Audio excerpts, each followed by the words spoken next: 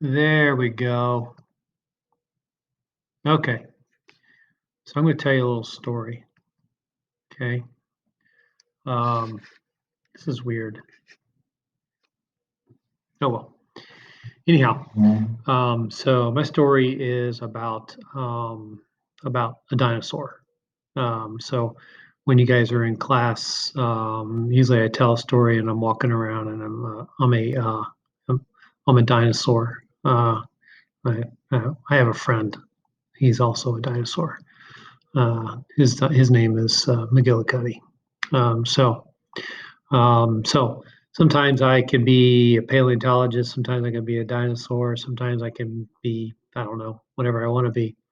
So anyhow, McGillicuddy was a dinosaur, and so he was um, lived way back, many years ago. Nobody really knows how long, other than paleontologists who study animals that used to live millions of years ago. So they study fossils and things like that. So I want to talk a little bit about fossils and what they are and what we determine the different types of fossils are. So first thing I'd like to say is that fossil is anything that is found in the earth uh, or on the earth, maybe in a rock, maybe in a maybe in between two rocks, maybe in like some mud or something like that.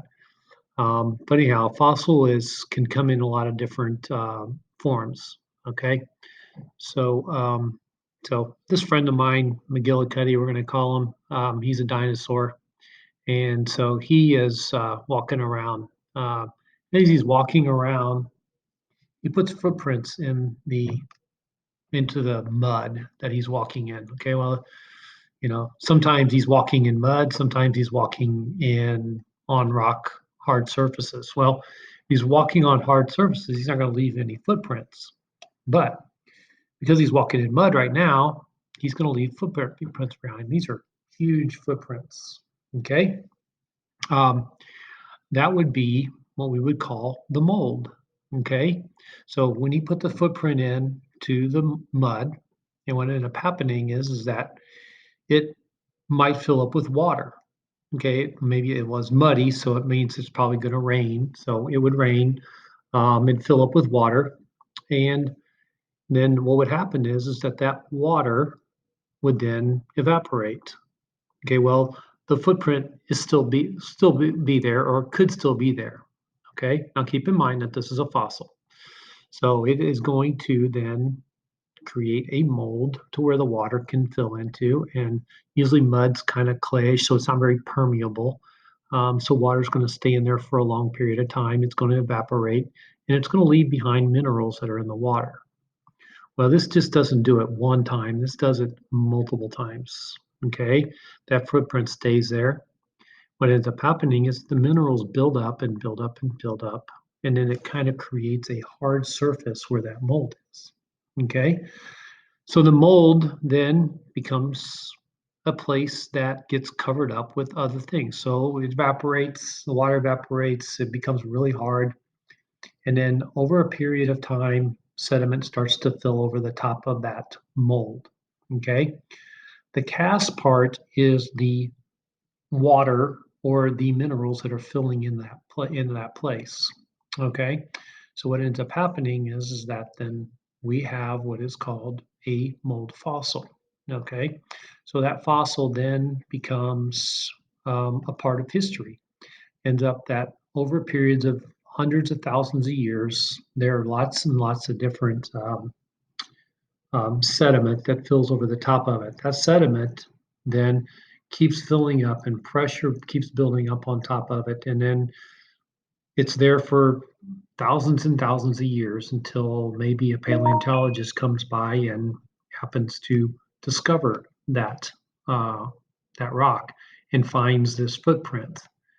Okay, we can then determine whether that footprint is it, you know, when it was dated and how long ago it was made, and you know, generally say what type of dinosaur it was.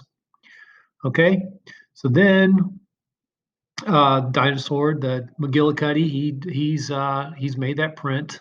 Okay, so McGillicuddy can also create other types of his existence. So McGilly comes across an animal. He's getting kind of hungry, so he grabs a hold of it. And what ends up happening is he grabs that bone from that animal, and he starts to eat at the food that is his food. So he's eating it.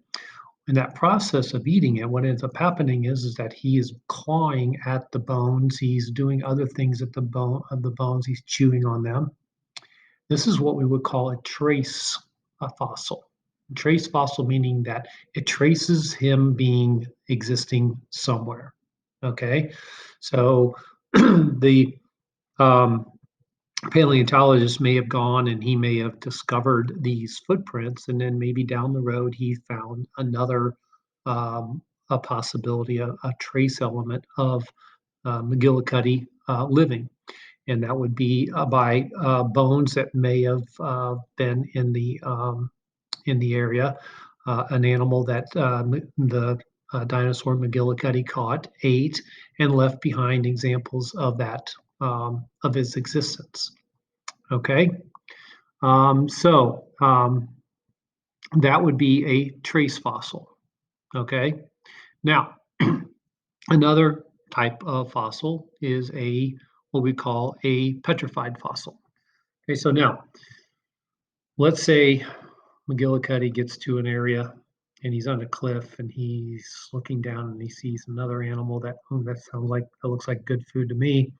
So he goes to get down there and he ends up falling off of that cliff and he ends up in water and he can't get out.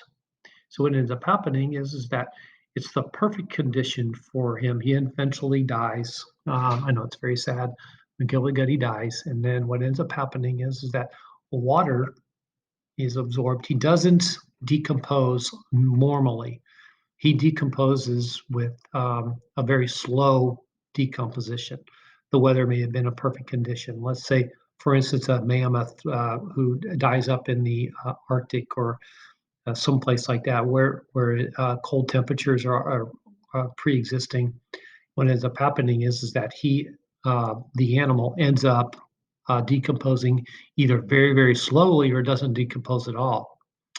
Well, the animal itself is still absorbing water. As it's absorbing the water, it then is bringing in minerals that are in the water. Okay, so what ends up happening is that the animal basically gets wet. It then water evaporates, and it keeps doing that over hundreds and hundreds of years, thousands of years. Each time it does that, it's absorbing water into its bones or into its flesh. And what ends up happening is it turns it into stone. Okay. And that's why we call it petrified. Okay. So a stone, a rock that used to be living is then called a petrified fossil. An example of that also is like we can go to a place in California, it's called the petrified forest, where there you can find rocks that actually used to be tree trunks. So that's the petrified fossil. Um, so those are the things that I really wanted to talk to you about on this video. What I'm going to do on this slideshow is I'm going to create a bunch of videos, and they're going to each with the vocabulary, and I'm just going to talk about them. Okay. Um, we can talk about two things: evolution and extinction as well. Okay. So obviously, the dinosaurs they evolved over a period of millions and millions of years. They specialized in certain things. And then through whatever happened, we don't know. Scientists can only project what they think might have happened. Some say a meteorite hit Earth and covered the sun for hundreds and thousands of years, and then the animals went extinct. There's other theories that happen, but anyhow, extinction is just the animal itself being removed from Earth. It no longer exists. Okay. Evolution is an animal that is able to evolve into into a certain animal, and it may go off from another animal and become another species or another genus, not another genus, but another species. And what ends up happening is that those two animals offshoot from each other because of the area that they're living in. Okay, and that's evolution. Okay, humans evolved, monkeys have evolved, other animals have evolved. Okay, so those are the things that we're going to talk about in geological time. That's it for now. I will make another video. You guys can watch that one as well. And I hope you guys enjoyed it. And we'll see you in a little while. Talk to you later. Bye.